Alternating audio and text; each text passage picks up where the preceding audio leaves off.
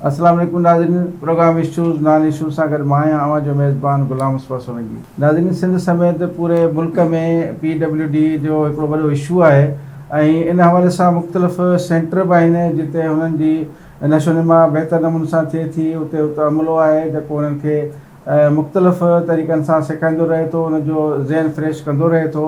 ऐं हैदराबाद में बि हैंड्स ILC आहे जेको जिते मैनेजर आहिनि लाल मोहम्मद बलोच जेके उते इन इदारे में संभालनि था। उते केतिरा ई जेके माज़ूर अफ़राद आहिनि उहे उते मौजूदु हूंदा आहिनि।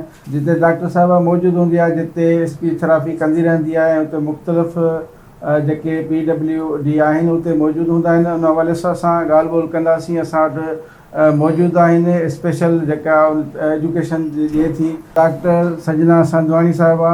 असां सां गॾु स्टूडियो में मौजूदु आहिनि डिसेबिलिटीज़ ज़रीना बलोच साहिबा। उन सां बि ॻाल्हि ॿोल कंदासीं त हुननि जी जेका इहा माज़ूरी उहा कीअं थी ऐं छो थी, ऐं उनखे सॼा जेके मुश्किलातूं कीअं, छाकाणि त औरतुनि सां हूअं ई मुख़्तलिफ़ इशूज़ हूंदा आहिनि पर वरी उनजी माज़ूरी जेका आहे उहा वधीक उनखे मुश्किलातुनि में विझी छॾंदी आहे।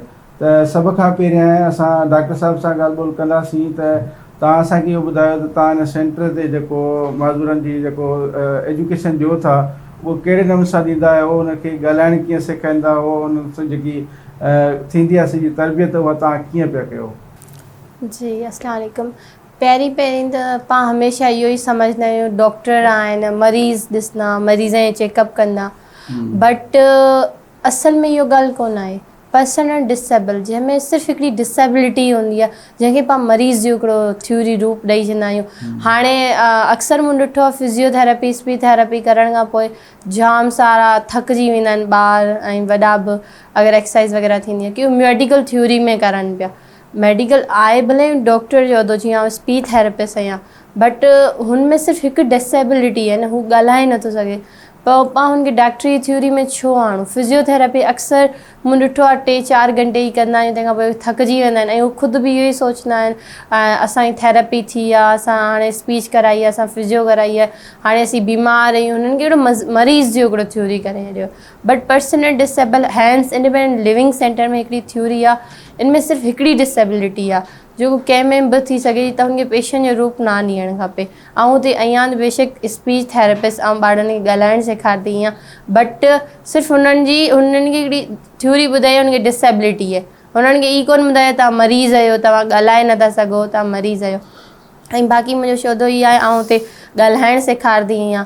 अगरि स्पीच डिसऑर्डर आहे, हेयरिंग इम्पेयरिंग आहे, ऐं मतिलबु जेको बि पर्सन डिसेबल में डिफरेंट तरीक़े जी CP में बि स्पीच डिसऑर्डर हुजे थो, हेयरिंग इम्पेयर है हुनमें बि हुजे थो, लॉस ऑफ स्पीच आहे हुननि में बि स्पीच डिसऑर्डर हुजे थो, डिफरेंट तरीक़े जी। ऐं पहिरीं त थेरेपी कराईंदी आहियां, जीअं स्पीच थेरेपी थींदी आहे, OMM एक्सरसाइज थींदी आहे माउथ जी, उहो कराइण खां पोइ ऐं उन्हनि खे कार्ड ई थ्रू फिज़िकल्स कार्ड हूंदा आहिनि, उहो कार्ड पढ़ाईंदी आहियां।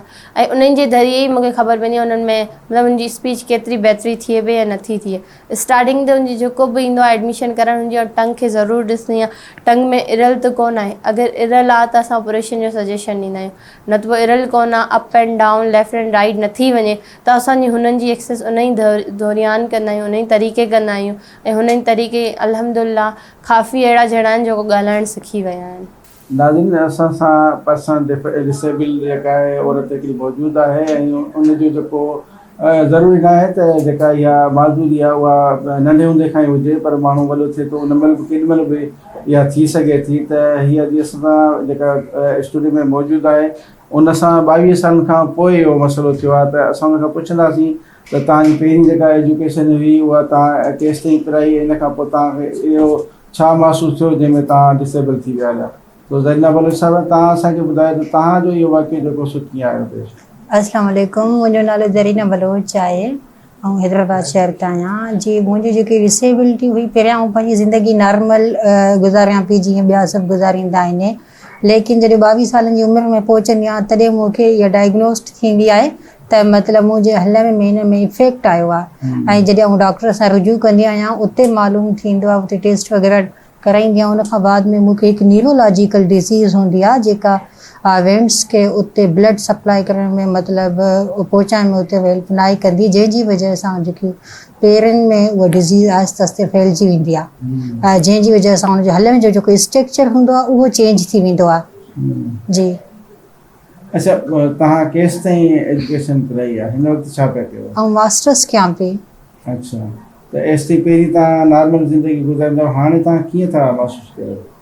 जी, पहिरियों नॉर्मल ज़िंदगी गुज़ारींदी हुयमि, उनखां बाद में जॾहिं अचानक से मूंखे डिज़ीज़ डायग्नोस थी त मतिलबु मां कुझु टाइम जे लाइ मतिलबु परेशान थी वियसि। मुंहिंजी फैमिली, मुंहिंजो सभु कुझु, छो जो आउं आइसोलेट थी वई हुयमि, घर खां ज़्यादा न निकिरंदी हुयमि, शॉपिंग मॉल्स में न वेंदी हुयमि, शादी फंक्शन जेके बि प्रोग्राम्स हूंदा हुआ कंहिं में बि न वेंदी हुयमि, छो जो मां सभु मुंहिंजे साथ जेकी फैमिली हुई सभु एबल हूंदा, लेकिन आउं उन्हनि में पाण खे चेंज लॻंदी हुयमि। जा उते वेंदी हुयमि मुआशिरे में जेके असांजा माण्हू आहिनि उहे ॾिसंदा कंदा, पोइ उन्हनि जी वजह सां आउं घर खां ॿाहिरि निकिरणु मतिलबु छॾे ॾिनो, लेकिन मुंहिंजी स्टडी त कंटिन्यू हुई।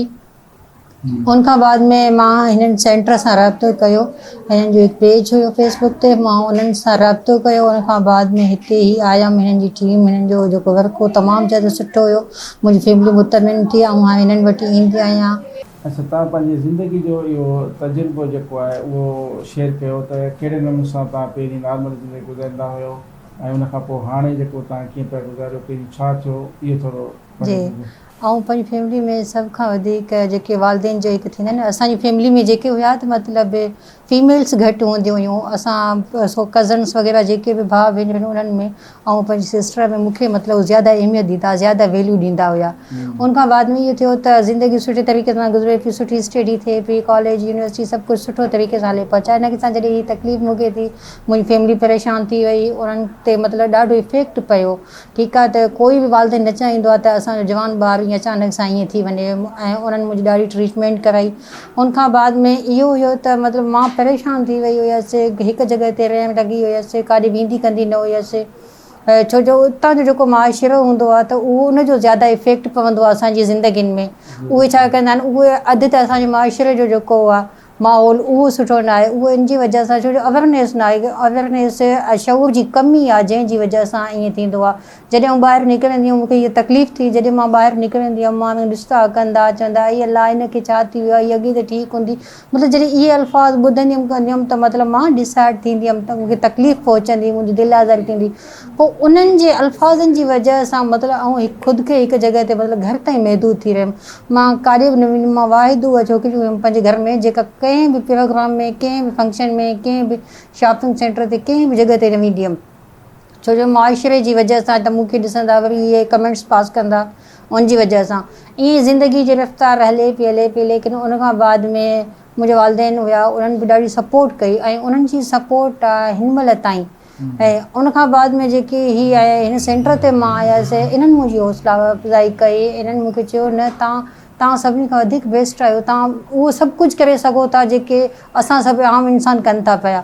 ऐं जॾहिं हिते मां आयसि त मां हिते चुप हूंदी हुयमि, ख़ामोश हूंदी हुयमि, गुमसुम हूंदी हुयमि, लेकिन हितां जो जेको माहौल हो, पूरो स्टाफ हो, उन्हनि ॾाढी मुंहिंजे सां मतिलबु तमामु सुठो हिकु जेको फेयर मूंखे ॾिनो, ऐं उन्हनि सां गॾु आहिस्ता आहिस्ता हो जेको मुंहिंजो कॉन्फिडेंस डाउन थी वियो उहो दुबारा सां डेवलप थियणु लॻो, ऐं वापसि पंहिंजी उन ज़िंदगी में अची वियसि जेका आउं अॻ में एबल हुयमि ऐं तंहिं महिल गुज़ारियां पई।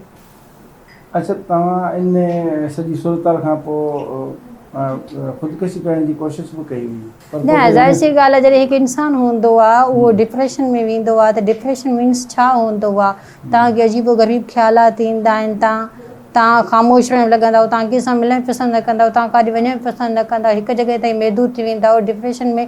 ऐं फस्ट जेकी ईंदी आहिनि ख़्यालात उहे सुसाइड जा ई ईंदा आहिनि। सही आहे, जॾहिं अचानक सां कोई पंहिंजी ज़िंदगी में ऐं हलणु लॻे कामयाबी जी तरफ़, छो जो इहा ई एज हूंदी आहे यूनिवर्सिटी कॉलेज खां जॾहिं इंसानु पास आउट थींदो आहे त उहो हिकु सुठी ज़िंदगी जे तरफ़ वेंदो आहे। ठीकु आहे, ऐं सुठी जॉब जे हिसाब सां, हिकु सुठी उन जे हिसाब सां त असीं कंहिं पोस्ट में वेंदासीं कंदासीं, इहे मतिलबु उन ख़्वाबनि जी ताबीर जो टाइम हूंदो आहे। लेकिन जॾहिं अचानक सां सडनली तव्हां मतिलबु ख़ुदि खे ॾिसो त आउं ॿियनि वांगुरु न आहियां, ठीकु आहे, मूंखे यूनिवर्सिटी वञण ते मसइला थींदा, मूंखे कॉलेज वञण ते परेशानी थींदी हुई, ऐं आम बसनि ते इन्हनि ते क्रॉस न करे सघंदी हुयमि।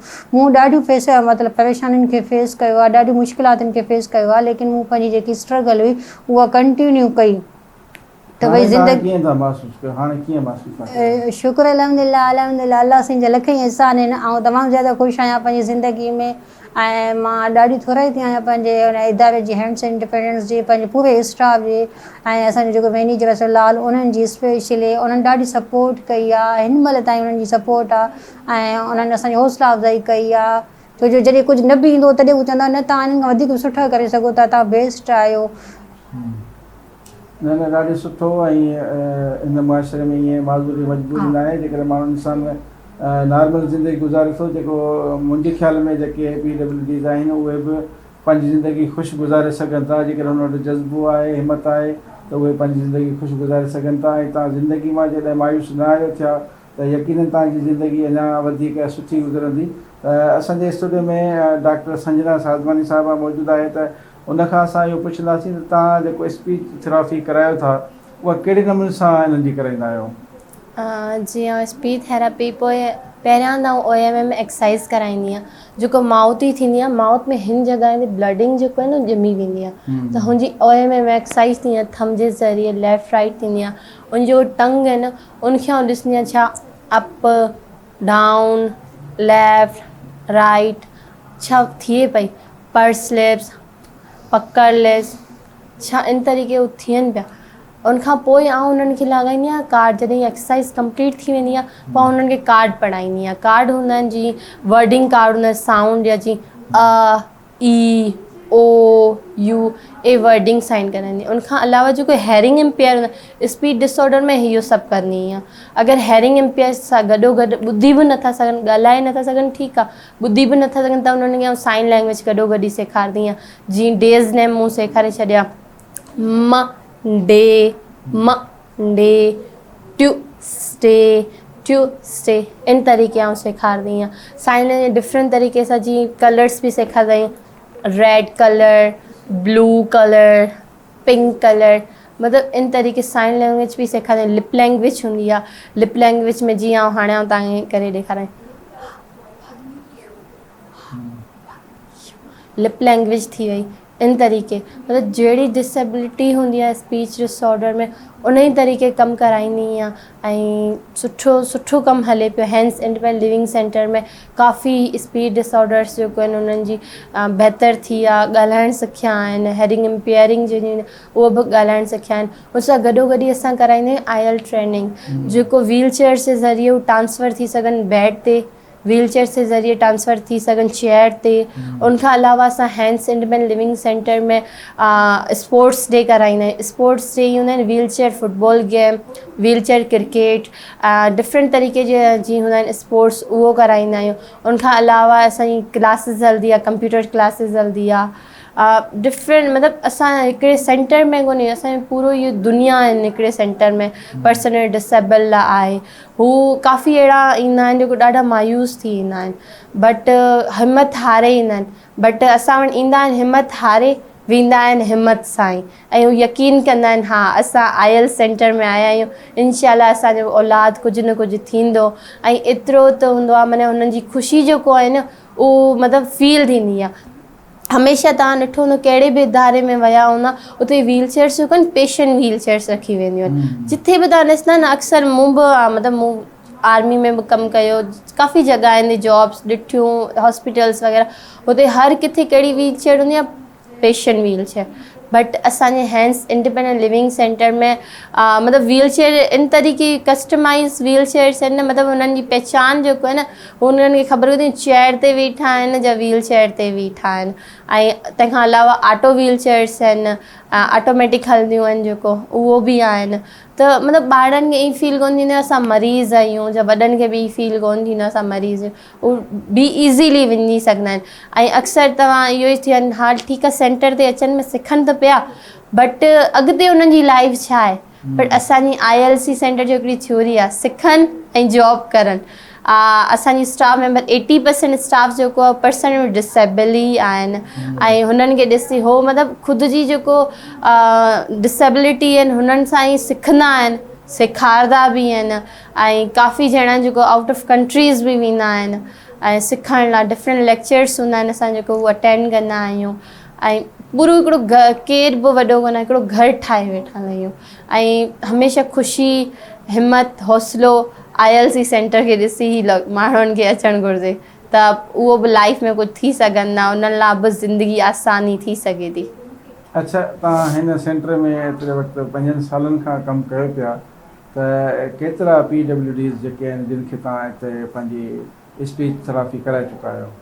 ऐं हिते काफ़ी ॼणनि खे कराए चुकी आहियां। ऐं सिर्फ़ु स्पीच थेरेपी न, उनखां अलावा डिफरेंट एक्टिविटीज़ डेली रूटीन में असांजा लेक्चर्स हलंदा आहिनि जंहिंमें पर्सन विद डिसेबिलिटीज़ खे हर डिसेबिलिटी जे बारे में बि ॿुधाईंदी आहियां सर लाल सां गॾु। सर लाल असांखे हमेशह हिकिड़ो सब्जेक्ट ॾेई छॾंदा आहिनि, तव्हांखे इन सब्जेक्ट तां सर्च करिणो आहे, मतिलबु पत्थर जी दुनिया मां निकिरी तव्हांखे लाइफ में अचिणो आहे डिफरेंट तरीक़े सां। स्पीच थेरेपी थी वई, एक्यूपेशनल थेरेपी थी, उनखां गॾोगॾु ई ॿारनि खे ट्रेनिंग्स बि ॾींदी आहियां व्हील चेयर सां डायरेक्ट ट्रांसफ़र कहिड़े नमूने थी सघे। मतिलबु पाण ॾिठो न व्हील चेयर ते विहारियो त अक्सर गोदी में बि मतिलबु कैरी कंदा आहियूं, व्हील चेयर ते विहारंदा आहियूं, बट असांजे सेंटर में व्हील चेयर ते मतिलबु तव्हां ॾिसंदा न ॿार व्हील चेयर तां डायरेक्टली चेयर ते ट्रांसफ़र थींदा आहिनि, व्हील चेयर तां डायरेक्टली बेड ते ट्रांसफ़र थी सघंदा आहिनि। स्पोर्ट्स जाम मतिलबु बिलियन तरीक़े जी स्पोर्ट्स कंदा आहिनि, स्टडी हुन सां गॾोगॾु ई थींदी आहे। ऐं जस्ट स्टडी थेरेपी वग़ैरह न, उनखां अलावा हुते सभु कुझु सिखंदा आहिनि। जीअं असांजी ऑफिस में कुकिंग तक थींदी आहे, ऐं ॿार पिक एंड ड्रॉप बि उहो बि हैंड्स इंडिविजुअल लिविंग सेंटर जी तरफ़ सां ई थींदो आहे। हर मंथ एक्टिविटीज़ थींदियूं आहिनि डिफरेंट तरीक़े जो, पेरेंट्स मीटिंग्स थींदियूं आहिनि। मतिलबु हिकिड़ो इदारो जेको आहे न, मतिलबु वठे कुझु नथो पर सेखारे जाम कुझु थो। हाँ बिल्कुलु, तव्हांजूं ॻाल्हियूं ॾाढियूं ज़बरदस्त आहिनि। इहे यकीनन जेके PWDs आहिनि उन्हनि खे हिमत ऐं जज़्बो ॾींदी हूंदियूं ऐं उन्हनि में हिमत जज़्बो पैदा थींदो हूंदो ऐं बहितर ज़िंदगी इहो गुज़ारे सघंदियूं हूंदियूं। ज़रीना बलोच साहिबु, तव्हां मूंखे इहो ॿुधायो त तव्हांजे जेका इहा डिसेबिलिटी थियण खां पोइ माना तव्हांजो जज़्बो ऐं केतिरो वधियो आहे हिन सेंटर में अचण खां पोइ, ऐं तव्हांजी फीलिंग्स छा हूंदियूं?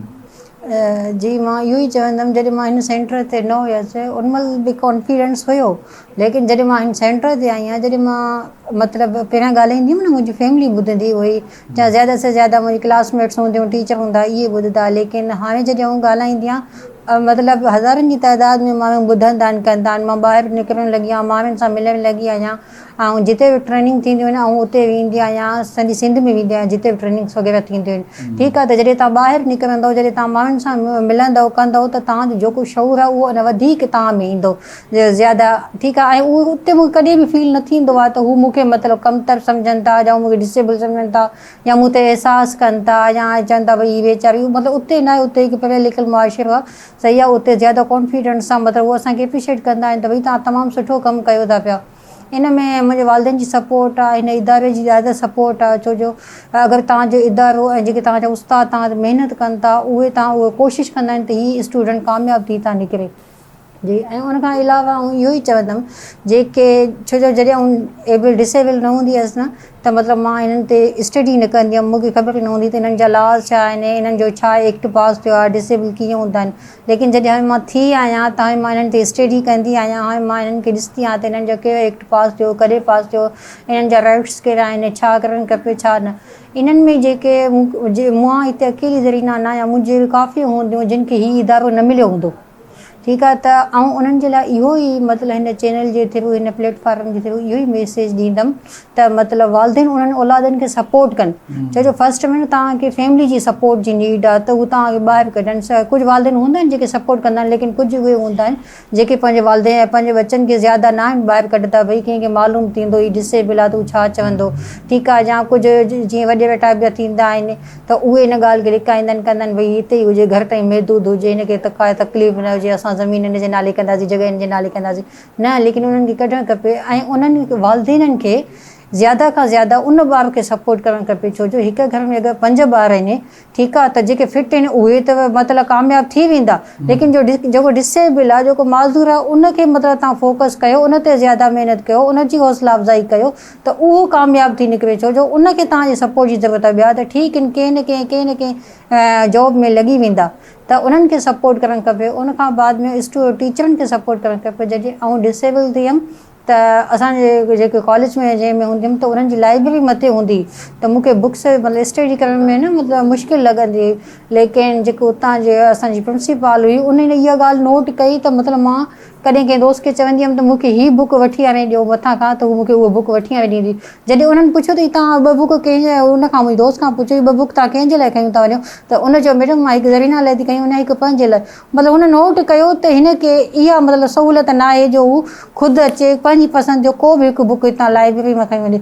उनखां बाद में उन्हनि टीचरुनि मूंखे पर सॼी लाइब्रेरी मुंहिंजी वजह सां हेठि शिफ्ट कई ऐं उन खां बाद में उन्हनि चयो ही जेतिरा साल हिते स्टडी कंदी असां मां चाहे उन मैडम जेके असांजी प्रिंसिपल उन चयो चाहे मां हिन उहिदे ते हुजां चाहे न हुजां लेकिन इहो लिखी ॾेई थी वञा त जेतिरा साल हिन जी स्टडी कंप्लीट थींदी तेतिरा साल इहा क्लास हेठि ई थींदी छो जो हिन खे मथे मुश्किलात न अचे ही मथे ॾाकिण वग़ैरह क्रॉस न करे सघे सीढ़ियूं क्रॉस न करे सघे हिन करे हुन में डिफिकल्टी लॻे थी उन्हनि में उस्तादनि जो बि ॾाढो सपोर्ट हूंदो आहे उन्हनि जी सपोर्ट हुई ऐं जेतिरा साल स्टडी मुंहिंजी कंटिन्यू रही आहे त मतिलबु मां हेठि जेके क्लास हूंदा ग्राउंड फ्लोर ते मां उते स्टडी कई लाइब्रेरी मुंहिंजी वजह सां हेठि शिफ्ट थी वई ऐं अगरि असां कंहिं पॉइंट में कंहिं जॻह ते वेंदा हुआसीं न त हू हमेशह उन गाॾी जो इंतिख़ाबु कंदा कंहिं बि उन ते प्रोग्राम्स थींदा कंदा वेंदा हुआसीं त उन्हनि में हू हमेशह उन गाॾी जो इंतिख़ाबु कंदा जंहिंमें आऊं आसानी सां मतिलबु उन में वेही सघां त मतिलबु मुंहिंजी तमामु ज़्यादा उते दिलि ख़ुशि थींदी हुई मां चवंदी हुअमि त वाक़ई अहिड़ा उस्ताद बि हूंदा आहिनि ज़िंदगी में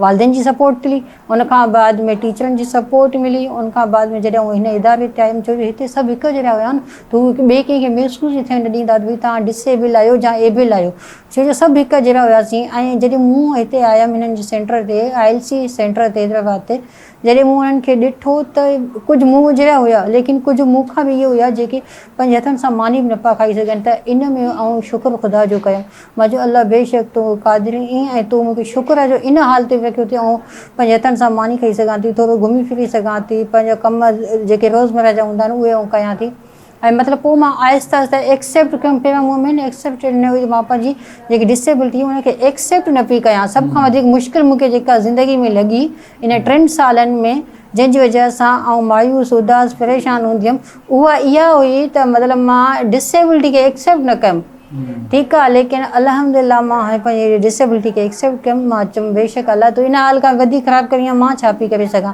ऐं उन खां बाद में शुक्राने जा नफ़िल पढ़िया ऐं मां चयूं जीअं ज़िंदगी आहे हीअ ज़िंदगी बेस्ट आहे ठीकु आहे हाणे ऐं पंहिंजे वालदेन खे बि चयुमि त मूंखे हिकु व्हील चेयर वठी ॾियो ऐं मां ॿाहिरि निकिरंदमि कंदमि काॾे वेंदमि कंदमि त मां मतिलबु पंहिंजो छो जो पहिरियों मां शर्माईंदी हुअमि त मां व्हील चेयर ते कीअं वञा पहिरियों मां ठीकु हूंदी हुअमि ईअं वेंदी हुअमि ठीकु आहे लेकिन मुंहिंजा वालदेन बि तमामु ज़्यादा मुतमिन आहिनि छो जो हाणे ख़ुशि रहणु लॻी आहियां ॻाल्हाइणु लॻी आहियां त उन्हनि खे इहो बि मैसेज ॾींदमि त टीचरनि जी बि सपोर्ट हूंदी आहे छो जो काफ़ी स्कूल आहिनि जिन में डिसेबल ॿारनि खे मतिलबु हू एडमिशन न ॾींदा एडमिशन न ॾींदा त भई हिन ॿार जो केरु ख़्यालु करे सघंदो किथे मतिलबु व्हील चेयर जो सिस्टम न हूंदो आहे उनजी वजह सां किथे रेम न हूंदी आहे त उनजी वजह सां त उते इहे बि त उस्ताद हुया जिन मूंखे सपोर्ट कई इहे ई त उस्ताद हुया लेकिन ईअं ई ॿियनि उस्तादनि खे बि इन में मतिलबु पार्टिसिपेट करणु खपे जेके बि डिसेबल ॿार हूंदा आहिनि उन्हनि खे एडमिशन ॾियणु खपे उन्हनि जे लाइ जेके मतिलबु रेम वग़ैरह लॻाइणु खपे उहे बि असांजे माशरे जो हिसो आहिनि ऐं जॾहिं 2018 में इहो लॉ पास थियो हुयो त उन में इहो ई हुयो त जेको एबल ॿार जेको स्टडी कंदो उहो ई डिसेबल ॿार जो बि ओतिरो ई राइट आहे त उहो ई उन क्लास में स्टडी करे सघे थो जॾहिं इहो एक्ट पास थियो त उन में इहो बि हुयो इन लॉ में त सभिनीनि जा हक़ूक़ जेके आहिनि हिकु जेतिरा ई आहिनि ॾाढो ज़बरदस्त तव्हां में हौसलो ऐं हिमत जेका अची वई आहे उहा डिसेबल खां जेको एबल ऐं डिसेबल जो फ़र्क़ु आहे उनखे ख़तमु करे छॾियो आहे ऐं तव्हां ॾाढो ज़बरदस्त ॻाल्हायो असांजे स्टूडियो में आयो ज़रीना बलोच साहिबु तव्हांजी वॾी महिरबानी ऐं असांजी इहा दुआ आहे त तव्हां अञा वधीक तव्हां में हिमत अचे जज़्बो अचे जो तव्हां पंहिंजी ज़िंदगी ख़ुशि गुज़ारे सघो ऐं डॉक्टर संजना साधवानी साहिबा तव्हांजी वॾी महिरबानी तव्हां आयो ऐं असांजे हिन स्टूडियो में असांजे हिन इशूज़ नॉन इशूज़ प्रोग्राम में तव्हां पंहिंजे डिसेबल फ़र्द जेके आहिनि उन्हनि जे लाइ तव्हां ॻाल्हायो ऐं उन्हनि खे कीअं स्पीच थेरापी करायो था उन ते तव्हांजी ॻाल्हि ॿोल थी तव्हांजी वॾी महिरबानी स्टूडियो में आयो नाज़रीन तव्हां असांजे महिमाननि जूं ॻाल्हियूं ॿुधियूं हिननि जो इहो चवणु आहे त इहे जेके आम इंसान आहिनि उन्हनि खां वधीक जेको उहो आहे जंहिंजो एजुकेशन जेकी आहे ऐं उहो भले डिसेबल हुजे पर उनखे जेकॾहिं उनखे शऊर आहे उनखे तालीम ॾिनी वञे थी उनखे हिमत ऐं हौसलो जज़्बो ॾिनो वञे थो त यकीनन हू पंहिंजी ज़िंदगी ॾाढी बहितर नमूने सां गुज़ारे सघनि था ऐं इहो ई हिकिड़ो मुआशिरे जो हिकिड़ो आहे दस्तूर आहे त जेको बि डिसेबल आहे उनखे तव्हां हुनखे डिस्करेज न कयो ऐं हुनखे हिमत अफ़ज़ाई ॾियो हुनखे वधीक जज़्बो ॾियो हुनखे सेखारियो त यकीनन उहो जेको आहे उहो आम इंसान खां वधीक सुठी ज़िंदगी गुज़ारे सघे थो पर असां वटि हिन मुआशिरे में थींदो इहो आहे त जेको बि माज़ूर ॿार घर में हूंदो आहे त उनखे ॿाहिरि न कढंदा आहिनि छाकाणि त हू सम्झंदा जेकॾहिं ॿाहिरि कढंदासीं त माण्हू चवंदा हिन जे घर में हिकिड़ो माज़ूर ॿारु आहे पर उनखे इहे फ़र्क़ु मिटाए करे जेकॾहिं तव्हां हुनखे ॿाहिरि कढंदव ऐं हुन में बि हिकिड़ो हौसलो ईंदो जज़्बो ईंदो मुआशिरे खे ॾिसंदो त यकीनन उहो हिकिड़ो बहितर इंसान थी करे उहो पंहिंजी ज़िंदगी गुज़ारे सघे थो। इन सां ई पंहिंजे मेज़बान ग़ुलाम मुस्तफ़ा सोलंकी खे इजाज़त ॾींदा, वरी मिलंदासीं कंहिं नए इशू सां गॾु। तेसिताईं अल्लाह भाई।